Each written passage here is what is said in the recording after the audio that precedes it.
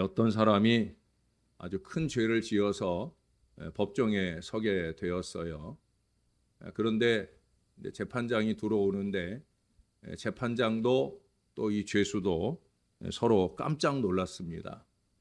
그도 그럴 것이 이 재판장은 이 죄수의 어린 시절 아주 단짝 친구였어요. 그래서 이제 서로 각기 삶을 따라 오랜 동안 헤어져 있다가 정말 몇십 년 만에 만났는데 그 만난 자리가 재판정이에요. 한 사람은 판사로, 한 사람은 죄수의 몸으로. 그래서 그 반가운 마음을 잠깐 표현했지만 그렇다고 이 재판을 안 할 수가 없잖아요. 그래서 재판이 그대로 진행되는데 그러자 방청석에 앉아 있는 사람들은 더욱더 그 판결에 관심을 갖게 됩니다. 정말 죄가대로 중한 벌을 내릴 것인지 아니면 친구라는 점이 작용이 되어서 가벼운 벌을 내리게 될 것인지 궁금한 마음이었어요. 쭉 재판이 진행이 되고 이제 판사가 선고를 하게 됩니다.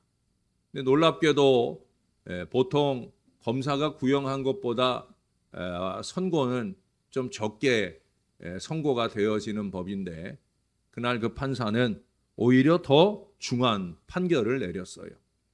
법이 이제 그 지은 죄가 어떤 죄인지 몰라도 그 죄수가 갚기 어려운 아주 많은 벌금형을 내리게 되어집니다. 만약에 그 벌금을 내지 못할 때에는 감옥에 갇혀서 매일매일 노동을 통해서 그 벌금을 상쇄해야 하는 그러한 어려운 중벌이었습니다. 청중들은 깜짝 놀랐죠. 아니 친구한테 저럴 수 있나. 그냥 줄 만큼만 줘도 되는데 왜 저렇게 큰 벌을 내리나 하는 안타까운 마음이 들었습니다. 그러나 잠시 후 이 정의의 법정에서 아주 감동적인 일이 벌어집니다. 그것은 이 판사가 이렇게 말하더랍니다. 내가 그 벌금을 자네 대신 내주겠네. 그리고 그렇게 그 죄수의 그 큰 벌금을 이 판사가 다 지불을 해주고 그 죄수는 결국 자유롭게 되었다는 거죠. 그 이후에 그 친구 판사의 그 사랑에 감동받아서 바르고 아름답게 잘 살아가게 되었더라 하는 그런 얘기입니다. 우리 십자가에서 일어난 사건이 바로 이와 같은 사건이죠. 아니 그 이상입니다. 기독교를 흔히들 사랑의 종교라고 합니다. 그러나 기독교는 분명 사랑만으로 이루어진 종교는 아니에요. 예수 그리스도의 십자가도 그렇죠. 인간을 구원하시기 위한 그래서 독생하신 아들 예수를 내어주신 그 하나님의 크고 놀라운 사랑이 있는 거 맞아요. 그러나 그 사랑과 함께 우리 인간들의 죄의 대가를 완전하게 치루어낸 하나님의 공의를 만족시켜 주신 사건이에요. 그래서 십자가를 바라볼 때마다 우리는 사랑과 공의와 사랑을 둘 다 놓지 말아야 된다는 거예요. 그게 십자가 신앙이에요. 그 십자가 붙들고 사는 십자가 신앙자들은 그래서 더 의롭게 말씀 안에 살기 위해서 영부림치는 거예요. 그런데 오늘 본문에 보니까 그런 사랑의 완성이시며 사랑 자체이신 예수님에 대한 우리의 이해 속에서는 전혀 이해할 수 없는 행동을 오늘 보여주세요. 12절을 한 번 더 보겠습니다. 예수께서 성전에 들어가사 성전 안에서 매매하는 모든 사람들을 내쫓으시며 돈 바꾸는 사람들의 상과 비둘기 파는 사람들의 의자를 둘러 엎으시고. 여러분 요한복음 2장에서는요. 심지어 예수님이 채찍을 손에 들고 그 사람들을 막 내리치시고 상을 둘러 엎고 그러고 막 내쫓았다고 아주 강력한 예수님의 분노를 말씀하고 있어요. 그런데 여러분 그 다음 18절 이하의 말씀에는 무화과 나무 이야기가 나와요. 우리가 아주 잘 아는 얘기죠. 예수님께서 열매 없는 무화과 나무에 대한 저주를 내려요. 이번에는 사람이 아닌 나무에 대한 역시 더욱 이해가 안 가는 분노에 찬 저주를 퍼부으심으로 그 나무는 말라 죽게 되고 영원히 열매를 맺지 못하는 나무가 되었더라 하는 그런 모습을 보여주고 있어요. 십자가 위에서 자신에게 고통을 가하는 무리들을 가르치시며 아버지여 저들의 죄를 사하여 주옵소서 자기의 하는 것을 알지 못함이니이다라고 하셨던 우리 예수님이시잖아요. 용서와 자비와 사랑의 모습이 지금 이 시간에 온데간데 없는 그런 행동을 보이고 있다는 거예요. 뭐 아직 십자가에 달리시기 전이니까 아직 준비가 안 된 모습이라 그러실까? 아니에요. 예수님을 믿으며 사는 우리들에게도 가까운 가족이나 친구들은 기독교가 사랑을 표방한다는 점을 이유로 우리에게 이른바 융통성을 요구합니다. 목사도 그런 시험의 요구가 많아요. 예? 이건 절대 융통성을 발휘할 일이 아닌데 목사에게 강요된 인자와 사랑 때문에 때로는 그냥 눈 감고 지나가 줬으면 하는 그런 요구를 들을 때가 많다는 거예요. 사랑은 허다한 죄를 덮는다는데 이런 것 하나 용납해 주지 못하느냐. 아니 사랑 말로만 하지 말고 사랑하는 그 마음으로 우리를 이해한다면 우리 죄사에도 좀 동참을 하고 우리의 즐거움에도 함께해 주어야 하지 않겠느냐 하는 식의 요구를 할 때가 많이 있다는 거예요. 오늘 이제 광복절이기도 하니까 아주 오래전에 김일성이 죽었을 때도 그렇고 김정일이 죽었을 때도 그렇고 그때 사회 일각에서는 조문을 가야 된다 하고 주장을 했던 적이 있습니다. 그때 기억하시나 모르지만 이해할 수 없는 장면들이 TV에 많이 나오곤 했죠. 젊은 청년들이 대학생들이 조문을 하겠다고 단체로 판문점을 향해 하는 그 통일로로 막 행진을 하고 하기도 하고 심지어 나이 지긋한 어느 어르신도 그런 모습으로 안타까움을 주면서 제지를 당했던 적이 있습니다. 이 조문의 의미를 잘 모르는 행동일 수 있죠. 많은 이들에게 기억에 남을 만한 업적, 존경할 만한 사람이 유고했을 당시에 취하는 행동이 바로 조문입니다. 사실 이 김일성이나 김정일이나 또 김정은까지도 저와는 종씨예요. 저랑 같은 전주김 씨. 제가 전에 마태복음 11장 새벽 시간에 강해를 할 때 그때 큰 사람 예수님께서 세례 요한을 가르쳐서 이보다 큰 이가 없다. 여자가 낳은 자 중에 이보다 큰 이가 없다 그랬잖아요. 그래서 제가 큰 사람이라는 주제를 가지고 설교를 할 때 그때 우리가 흔히 아는 난 사람, 든 사람, 된 사람 얘기를 하면서 그때 이 김일성 일가가 난 사람이다. 어떻게 보면 우리 집안에서는 제일 난 사람 중에 하나일 수 있다. 뭐 그런 얘기를 드렸어요. 집안의 어른이고 유명한 인물입니다. 그러나 아무리 집안의 가문의 난 사람이라고 해도 절대 조문할 수 없는 일이죠. 왜 그래요? 그는 민족의 역적이잖아요. 그들은 이 나라를 분단시키고 이 민족을 분단시키고 해방의 감격이 온 민족의 감격이 될 수 없도록 만든 어쩌면 아주 오래전에 처벌받아야 했을 그런 사람들이에요. 그들은 업적이나 존경과는 거리가 먼 그런 사람들이에요. 허다한 죄를 덮어야 할 사랑의 종교의 목회자라고 할지라도 하나님께서 드신 진노의 막대기 이상의 사랑은 의미가 없다는 거죠. 가치 없고 무모하고 어리석은 행동일 수밖에 없습니다. 여러분 혹시 미션이라고 하는 영화를 혹시 기억하십니까? 오래전에 있었던 영화인데 저는 그 영화를 아주 여러 번 봤어요. 보고 또 보고. 음악도 좋고요. 그 배경음악도 아주 좋은 음악들을 오랫동안 남기고 기억하게 하고. 근데 제가 특별히 그 영화 전체 속에서 저는 마지막 장면을 잊지 못해요. 그래 항상 그 두 장면을 늘 마음속에 새기고 삽니다. 거기엔 두 종류의 사제의 모습이 나와요. 한 사람은 처음엔 노예 상인이었다가 다른 한 사제를 통해 고행을 하고 또 그 사제의 모습 속에서 또 원주민들에게 속죄하는 의미로 그들과 함께 살아가면서 그러면서 수습 사제가 되어집니다. 그도 뒤늦게지만 어떻든 사제예요.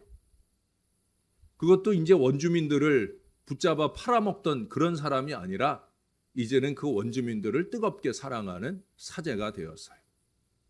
그래서 유럽에서 이 동네를 쳐들어왔을 때 그는 의연하게 자기가 가지고 있던 실력, 총과 칼을 들고 그 원주민들을 지키기 위해서 싸움에 나서게 되어집니다. 침입자들과 맞서 싸워주는 것으로 그는 사제로서의 거룩한 모습을 보여주더라는 거예요.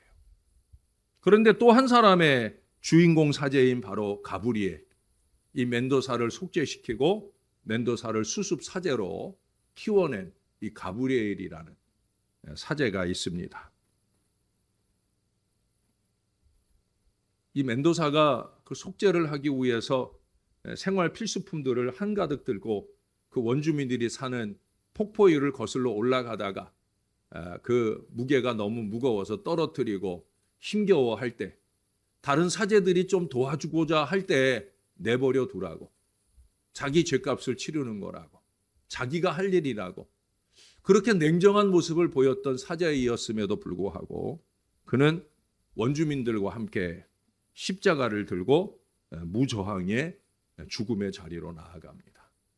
그의 곁에는 동일한 마음으로 평화롭게 죽어가는 원주민들, 쉴 새 없이 포탄이 날라오고 총탄이 날라오는 가운데 쓰러져가는 그런 사람들과 함께 죽어가는 그 사제의 모습을 보여줍니다. 자, 여러분, 어느 것이 과연 우리 기독교의 모습일까요? 또 사제의 또는 목회자의 모습이겠습니까? 뭐 이 두 가지를 다 겸비할 수 있으면 좋겠는데 저는 성격상으로는 전자에 있는 멘도사에 더 가까운 사람. 여러분들이 만약에 어려움을 당한다고 하면 저는 두 팔 걷어붙이고 그 어려움을 이겨내도록 하기 위해서 최선을 다해 싸워줄 수 있는 저는 그런 마음을 가진 사람이에요. 아직은 가브리엘만큼의 그런 덕스러운 모습을 가지기에는 좀 부족한 모습이 있습니다. 그런데 오늘 본문의 예수님 모습은 어떻습니까? 예수님께서 우리에게 보여준 모습은 후자보다는 전자의 모습에 더 가깝다고 할 수 있지 않겠습니까? 왜 예수님의 모습은 이런 모습이었을까? 우리는 십자가 위에 예수님만 생각하는데 그 예수님에게는 전혀 나올 수 없는 그런 모습이 나오고 있다는 거예요. 그건 왜 그럴까요? 예수님의 모습은 우리를 향한 사랑보다 더 우선되어야 할 아버지 하나님께 대한 적극적인 사랑의 표현이라 말할 수 있는 거예요. 신명기 6장에 보면 마음을 다하고 성품을 다하고 힘을 다해서 하나님을 사랑하라고 하는 쉐마의 말씀이 기록되어 있어요. 이스라엘은 나면서부터 죽을 때까지 끊임없이 되뇌이고 외우면서 새기는 말씀이 있어요. 그게 쉐마예요. 쉐마라는 말은 들으라 하는 말이에요. 들으라 하면서 강조하는 건 뭐냐면 마음을 다하고 힘을 다하고 뜻을 다해서 주 너의 하나님을 사랑하라 하는 거예요. 예수님께서도 이것이 첫째 되는 계명이라 말씀을 하셨습니다. 그게 기준이에요. 이것을 실천하는 것이 우리의 의로움이라고 그 뒤에 신명기 6장 25절에 말씀을 해주고 있어요. 그러면서 하나님은 하나님을 사랑하는 이 의로움을 지켜내기 위해서는 우상 숭배에 찌든 가나안 땅의 모든 이방인들을 완전하게 진멸할 것을 요구하셔요. 그들을 진멸하는 것이, 그래서 너희의 신앙의 순수를 지키는 것이 바로 나를 향한 사랑이다. 하나님은 그렇게 말씀하고 있다는 거예요. 뿐만 아니에요. 그들을 조금 더 불쌍히 여기지 말고 완전히 진멸하라고 말씀하신 하나님께서는 이 의로움을 지켜내지 못하고 우상 숭배에 빠지게 되는 이스라엘 백성들에 대해서 역시 진노의 막대기를 들어요. 이방 아수르를 통해 또 바벨론을 통해 진노의 막대기를 들어요. 그 막대기는 누구의 막대기예요? 바로 하나님의 막대기예요. 사랑의 하나님의 것이다라는 거예요. 하나님께서 그의 백성 이스라엘에 대한 적극적 사랑의 표현으로서 진노의 막대기를 드셨다라는 거예요. 마태복음 5장 22절에 보면 예수님께서 그러셨거든요. 형제에 대하여 노하는 자마다 심판을 받는다. 야고보서 1장 20절에 보면 사람이 성내는 것이 하나님의 의를 이루지 못한다라고 말씀하기도 합니다. 자, 그렇다고 하면 앞서 언급한 하나님의 요구와 하나님의 진노의 막대기, 또 오늘 예수님의 이 성전 정화, 또 무화과 나무에 대한 이 저주들은 이런 말씀 등과 모순을 이루는 것이다 생각할 수도 있지 않겠습니까? 그러나 여러분, 우리가 알 것은 분노도 분노 나름이라는 거죠. 예수님께서 보여주신 분노를 제가 오늘 설교 제목에 적은 것처럼 의로운 분노라고 또는 거룩한 분노라고 저는 그렇게 여러분에게 말씀드리고자 합니다. 그리고 그러한 의로운 분노의 요소를 바르게 알고 있어야 된다는 거예요. 네? 자기 마음의 생각대로 분기 탱천하여 쏟아놓는 화는 거룩한 분노가 아니죠. 의로운 분노가 아니에요. 다시 말해서 의로운 거룩한 분노라면 적어도 이런 요소를 담고 있어야 된다 하는 두 가지를 말씀드릴 수 있다는 거예요. 첫 번째는 뭐냐? 먼저는 예수님은 자기 자신 때문에 분노하고 있지 않으시다는 거예요. 자기 자신 때문이 아니에요. 사람들이 자기를 괴롭히고 자기를 욕하고 흉보고 비판하고 그래서 화가 나가지고 지금 막 상을 둘러엎으시고 난리를 치는 게 아니란 말이죠. 예수님은 기꺼이 욕을 받으시는 분이에요. 십자가 위에까지 올라가실 수 있는 그런 분이에요. 그러나 그보다 더 중요한 게 있다는 거죠. 그게 뭐예요? 하나님 사랑이에요. 적극적인 하나님 사랑에 근거한 그런 분노를 보이고 있다라고 하는 거예요. 분노의 차원이 다른 거죠.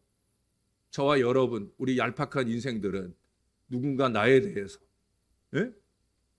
누군가 나에 대해서 그 어떤 좋지 않은 말을 쏟아놓거나 또 나를 억울하게 하면 그것에 대해서 금세 바르르 분노할 때가 얼마나 많아요.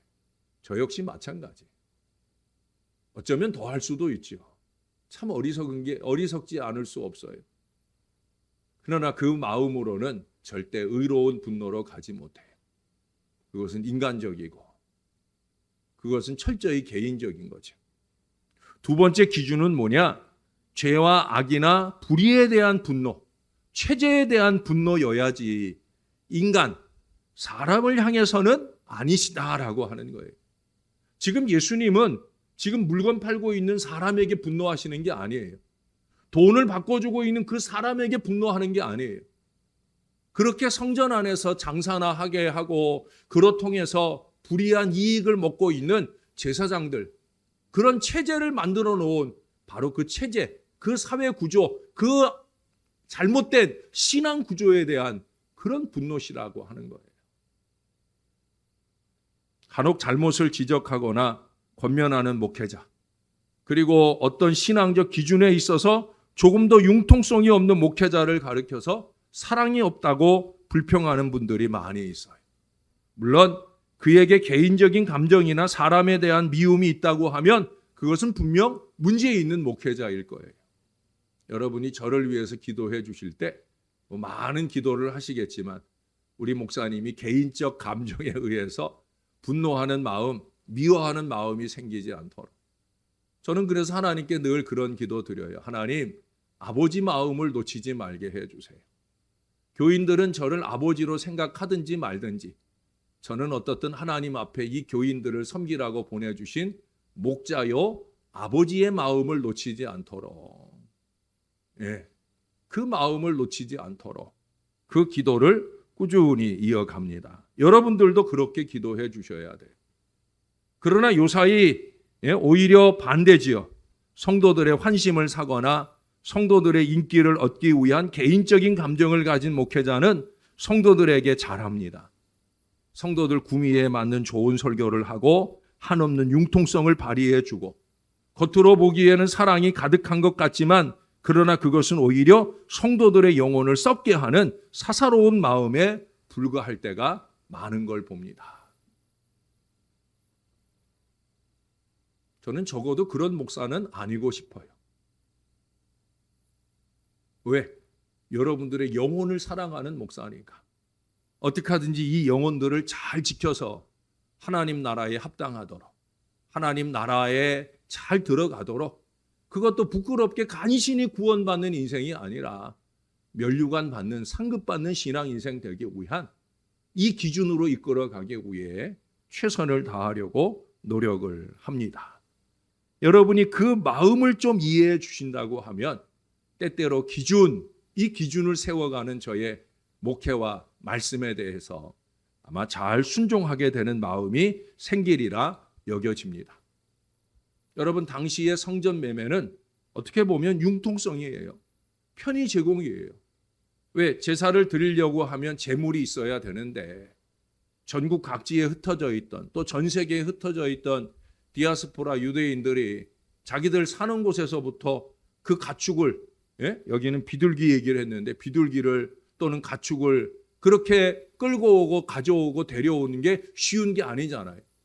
성전에 가면 살 수 있어. 그러면 얼마나 쉬운 일이겠어요. 또 성전에 이스라엘의 돈으로 세금을 내야 되는데, 성전세를 내야 되는데 자기들의 가지고 온 것, 그걸 언제든지 성전세를 낼 수 있는 그 돈으로, 화폐로 바꿀 수 있다고 하는 것은 대단한 편의 제공이 아닐 수 없어요. 또한 많은 헌금으로 성전은 부요해지고요.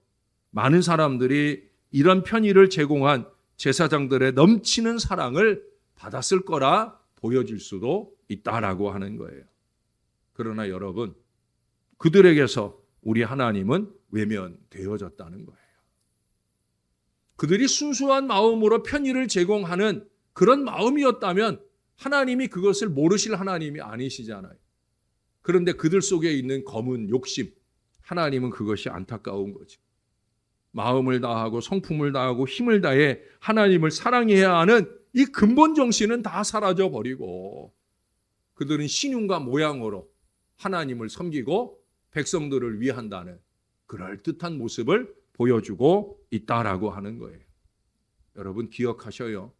하나님은, 예수님은 이 융통성에 대해서 분노하셨어요. 예수님은 이 편의 제공에 대해서 분노하셨다는 거예요. 아닌 것은 아니라는 거죠. 안 되는 일은 안 되는 거예요. 내 기준이나 인간적인 세상적인 기준이 아니라 하나님의 기준, 하나님의 뜻과 생각의 기준, 하나님의 말씀은 뭐라고 말하느냐. 주일 성수에 대해서, 예배 생활에 대해서, 11조에 대해서 하나님의 말씀은 뭐라고 말하느냐. 이게 중요한 기준 아닙니까? 말씀대로 하면서 예수님처럼 하면서 과연 우리는 그 기준에 잘 부합되게 살고 있느냐는 거예요. 아니에요. 제가 콕콕 찍어 드릴 수 있을 정도로 다 자기 생각대로 살아요. 이거 아무것도 아니에요. 하나님 말씀이 아무것도 아닌 것처럼 사는 사람들이 얼마나 많은지, 그것도 아주 자기 생각을 큰 소리로 말하는 모렴치한 인간들도 많이 보게 됩니다. 여러분, 그 당시 성전에서 일반적으로 누구나 행하는 일이기 때문에 그냥 넘어갈 수도 있는 일이죠. 보세요, 예수님 다 그래요. 다 그래요. 실제로 그렇거든요. 예수님만 그런 생각이지 다 그렇거든요. 그런데 예수님은 그것을 용납하지 않으셨어요. 왜 그렇습니까? 하나님의 뜻, 바로 그것이 중요하니까. 무화과 나무의 경우를 보면 무화과 나무 입장에서 무척 억울해요. 왜? 마가복음에 보면은 아직 무화과 때가 아니거든요. 아직 열매 맺을 때가 아니란 말이에요. 그런데 예수님은 열매가 당연히 맺혀지지 않는 때 열매가 없는 것 가지고 지금 무화과를 말라 죽게 하셨거든요. 그 무화과 입장에서는 얼마나 억울하겠어요. 그렇지 않아요? 예? 그건 우리 생각이라는 거예요. 그건 우리 생각. 하나님 지금 상황은 이래요. 하나님 지금 환경은 이래요. 상황과 환경에 맞춰야지요. 그건 우리 생각이라는 거예요. 하나님의, 예수님의 기준에서 하나님이 원하시면 우리는 드려야 되는 거죠. 지금은 어려운 때입니다, 하나님. 아니야. 그래도 내게 바칠 건 바쳐라. 그게 하나님 뜻이에요. 그러면 우리는 해야 되는 거예요. 8.15 광복절의 해방의 은혜는 이러한 의로운 분노들이 모아져서 이룬 아름다운 열매입니다. 그냥 단순히 연합군의 승리가 우리에게 안겨준 혜택이 아니다라고 하는 거예요. 공산당이라고 하는 일당 독재의 체제에 대한 우리의 분노도 변함없어야 됩니다. 그들이 어려움 만나면 때로 도움을 줄 수 있어야 하기도 하지요. 한민족이니까. 그러나 다 양보하고 용납할지라도 그 체제 자체에 대해서는, 그들의 주체 사상에 대해서는 단호한 분노만이 존재할 뿐이에요. 불신 우상을 섬기고 사람을 우상화하는데 어떻게 그걸 옳다고 하겠어요? 미신을 따라가는데 어떻게 거기에 박수를 쳐줄 수가 있어요? 우린 절대 그럴 수 없어요. 저는 목회적 양심을 가지고 절대 그런지 못합니다. 하나님께 대한 신앙이 우선이고 기준이죠. 여기에서 흐트러질 수 없는 거예요. 여러분, 내일 월요일은 해방일이에요. 근데 우리가 한일 합방은 1910년에 되어졌지만 그보다 5년 전에 을사보호조약이라는 것이 일본과 함께 맺어지게 됩니다. 그 을사보호조약을 근거로 해서 한일 합방이 되고 그로부터 35년 동안 우리는 압제의 세월을 지나는 거예요. 근데 이 을사보호조약에 앞장서서 이 체결에 앞장선 5명의 사람들이, 그 사람들을 을사오적이라고 합니다. 을사보호조약을 체결하는데 공헌이 아니죠. 그런데 앞장섰던 5명의 역적이라는 거예요. 이지용, 이근택, 박재순, 이완용, 권승현. 나쁜 5사람들이에요. 근데 그 중에 이지용이라는 사람이 진주의 기생인 산홍이라는 여자를 사랑했어요. 산홍이는 미모와 재주를 겸비한 아주 대단한 기생이었던 모양이에요. 그래서 이 이지용이가 천금을 내고 그 여인을 자기의 첩으로 드리려고 합니다. 그때 이 산홍이가 이런 말을 해요. 세상에서 대감을 오적의 괴수라고 하는데 제가 비록 천한 기생이나 어찌 역적의 첩이 될 수 있겠습니까? 그러면서 거절을 해요. 돈도 싫다는 거예요. 어쩌면 그렇게 거절함으로 목숨을 잃을 수도 있는데 그녀는 기꺼이 그 길을 택하게 됩니다.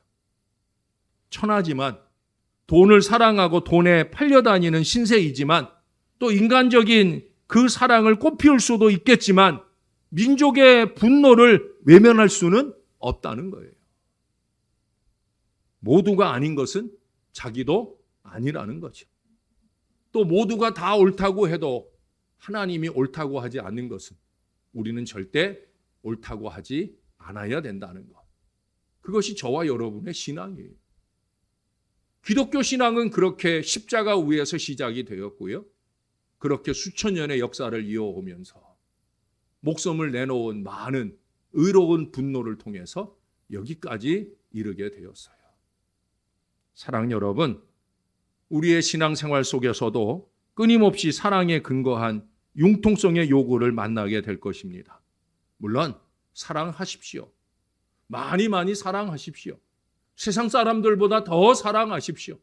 적어도 개인적인 위해를 받으면서라도 사랑할 수 있는 마음이 저와 여러분에게는 분명히 있어야 됩니다. 그러나 안 되는 건 영원히 안 되는 거예요. 다 양보해도 절대로 양보할 수 없는 것은 분명히 있는 거예요.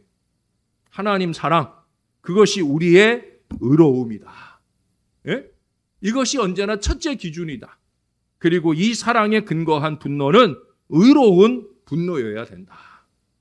오직 이 분노만이 우리에게 있을 뿐이어야 한다.